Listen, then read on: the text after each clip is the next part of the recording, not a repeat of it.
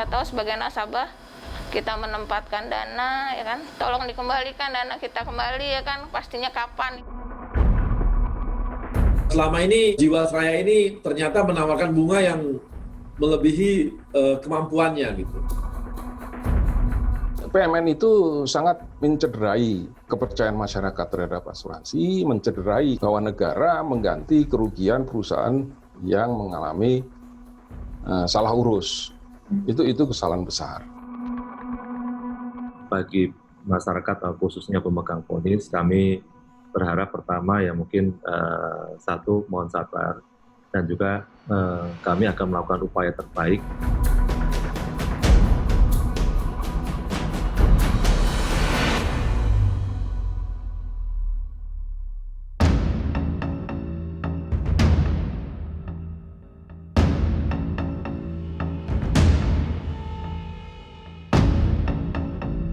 Terus kalau kita hujan tuh kita kebanjiran tuh sampai sini nih Mbak Mas itu. Ada kelihatan kan? Sedih banget rasanya, soal mau mengambil KPR, uang mukanya kan di Jiwasraya, uang saya belum dikembalikan, ya kan? Sylvia Kurniati hingga kini masih menanti penyelesaian gagal bayar asuransi Jiwasraya yang menderanya.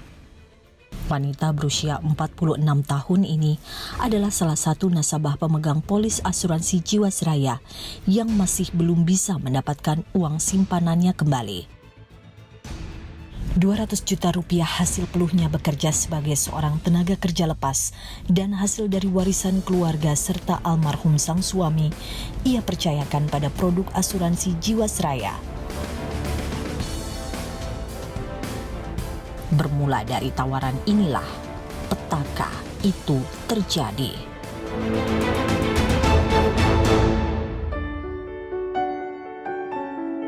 Kita udah jadi nasabah salah satu bank tuh udah lama ya, dari aku SMP. Nah pada tanggal 4 Mei 2018 ditawarin tuh produk Jiwasraya nama saving plan atau JS proteksi plan. Tertarik juga satu karena bank itu kan bank BUMN. Kedua asuransi itu BUMN, terus ada nilai plusnya katanya kalau aku meninggal akan dapat santunan buat ahli waris 50%, ya kan. Namanya umur, suami udah nggak ada, anak yatim kan, ya alhamdulillah lah kalau ada nilai plusnya. Tapi kecewanya lagi pas bulan Oktober 2018 dibilang katanya sebagian gagal bayar. Itu tuh mulai tuh aku nervous kan, cuman salah penempatan Jiwasraya gitu. Mulanya Sylvia masih berusaha untuk tenang mendengar informasi gagal bayar yang dialami oleh Jiwasraya. Tetapi kabar jumlah nasabah yang gagal bayar makin banyak kian terhembus kencang seiring berjalannya kasus korupsi yang melibatkan sejumlah pihak terkait perseroan Jiwasraya. Ini ada kabar lagi nih katanya, akan dibentuk holding dan IFG atau apa ya kan, pokoknya lah menggantinya Jiwasraya, nanti kita dimasukin ke sana semua. Itu baru kabar dari sana dari sini, tapi pastinya kita belum tahu. Negara turun tangan menyelesaikan permasalahan yang membelit Jiwasraya. Dalam peraturan pemerintah nomor 20 tahun 2020, negara mempersiapkan skema untuk menyelamatkan perusahaan Jiwasraya dan polis nasabah melalui PT Bahana Pembinaan Usaha Indonesia.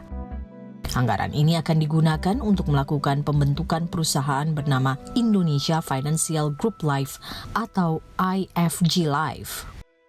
Melalui restrukturisasi ini, rencananya polis nasabah Jiwasraya akan dipindah ke IFG Life.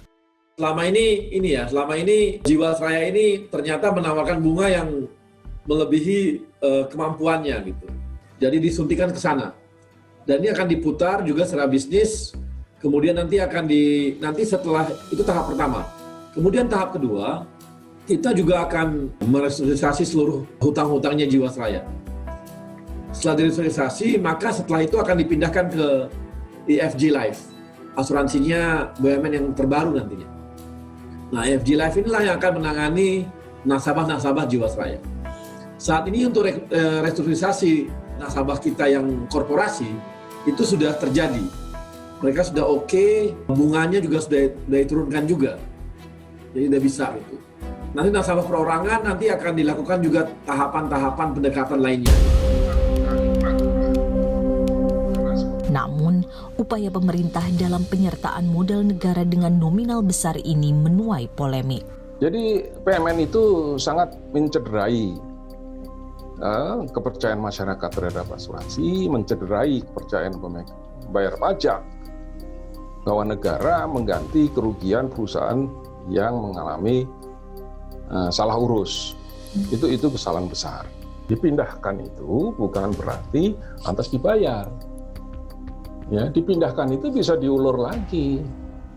Padahal yang diharapkan nasabah itu dibayar. Karena perusahaan ini sudah mendapatkan suntikan dari pemerintah 22 triliun. Kenapa nggak dibayarkan?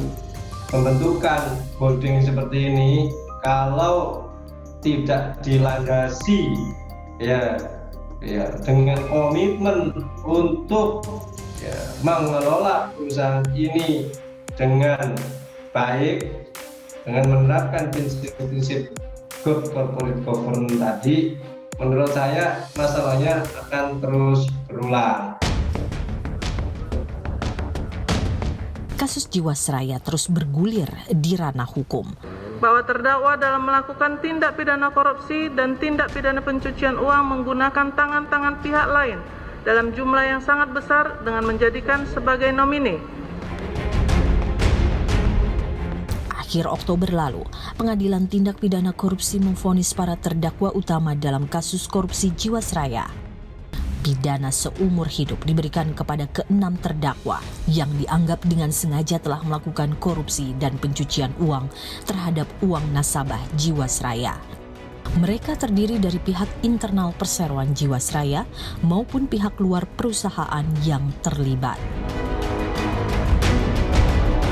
Dua terdakwa yakni Beni Cokro dan Heru Hidayat juga dikenakan pidana tambahan, yakni membayar uang pengganti dengan total 16,8 triliun rupiah.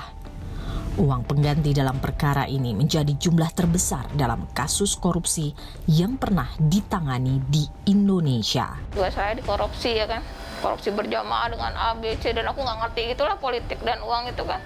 Yang kita tahu sebagai nasabah, kita menempatkan dana ya kan, tolong dikembalikan dana kita kembali ya kan, pastinya kapan ini, kita sampai nunggu udah 2 tahun lebih, sampai sekarang pada detik ini belum ada kepastian.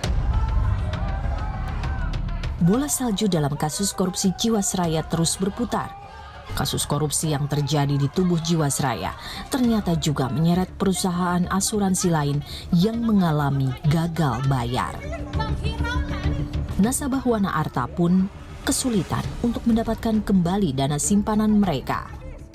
Rekening Wana Arta itu diblokir tanggal 21 Januari tahun 2020. Saya tahunya itu di sekitar bulan Februari tengah.